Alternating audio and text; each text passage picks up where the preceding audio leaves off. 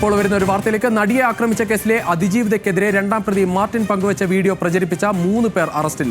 എറണാകുളം, ആലപ്പുഴ, തൃശൂർ സ്വദേശികളെയാണ് city police arrest ചെയ്തത്. 100ഓളം സൈറ്റുകളിൽ നിന്നും വീഡിയോ നീക്കം ചെയ്യാൻ പോലീസ് നിർദ്ദേശിച്ചു. വിശദാംശങ്ങളുമായി ലെവിൻ കെ വിജയൻ ചേരുകയാണ്. ലെവിൻ, നേരത്തെ അതിജീവിതയുടെ സഹോദരൻ തന്നെ തെളിവുകൾ സഹിതം പരാതി നൽകിയിരുന്നു. എന്തായാലും ശക്തമായ നടപടി പോലീസ് തുടങ്ങിയിരിക്കും.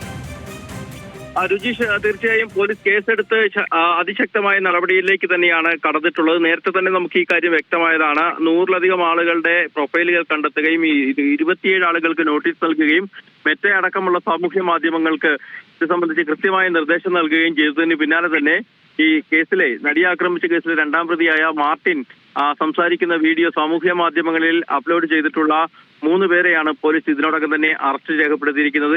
കേസ് തൃശൂർ ജില്ലാ ക്രൈംബ്രാഞ്ചാണ് അന്വേഷണം നടത്തുന്നത്. അന്വേഷണം പുരോഗമിക്കുന്നതിനിടെ എറണാകുളം, ആലപ്പുഴ, തൃശൂർ ജില്ലകളിൽ നിന്നുള്ള 3 വ്യക്തികളെയാണ് അറസ്റ്റ് ചെയ്തിട്ടുള്ളത്.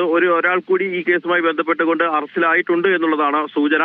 ഏതായാലും പോലീസ് ഈ പിടിയിലായവരുടെ അറസ്റ്റ് ചെയ്ത ആളുകളുടെ വിവരങ്ങൾ വെളിപ്പെടുത്താൻ ഈ ഘട്ടത്തിൽ തയ്യാറായിട്ടില്ല. പക്ഷേ കൂടുതൽ ആളുകൾ ഈ സംഭവത്തിൽ ബന്ധമുള്ളതായതുകൊണ്ട് തന്നെ ശക്തമായ നടപടികളിലേക്ക് കടക്കുമെന്നുള്ളത് തന്നെയാണ് പറയുന്നത്. നേരത്തെ തന്നെ പോലീസ് IT ആക്ട് അനുസരിച്ചുകൊണ്ട് ജാമ്യമില്ലാ വകുപ്പ് പ്രകാരമാണ് ഇത് സംബന്ധിച്ച് കേസെടുത്തിട്ടുള്ളത്.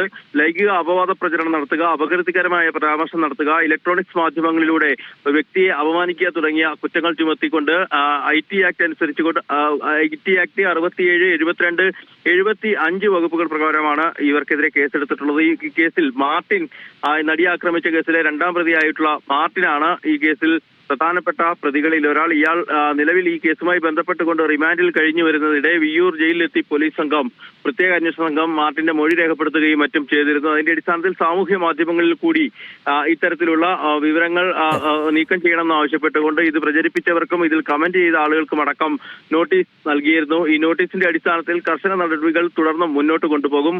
കൂടുതൽ ആളുകൾ കൂടി ഈ കേസിൽ അറസ്റ്റിലാകുമെന്നുള്ള സൂചനയാണ് ഈ ഘട്ടത്തിൽ പോലീസിന് ലഭിക്കുന്നത്. ഏതായാലും അതിജീവിത എതിരായ ഒരു പരാമർശങ്ങളുമായി മാർട്ടിൻ പങ്കുവച്ച അധിക്ഷേപ വീഡിയോ പ്രചരിപ്പിച്ച 3 പേരെ ഇപ്പോൾ പോലീസ് അറസ്റ്റ് ചെയ്തിരിക്കുന്നു.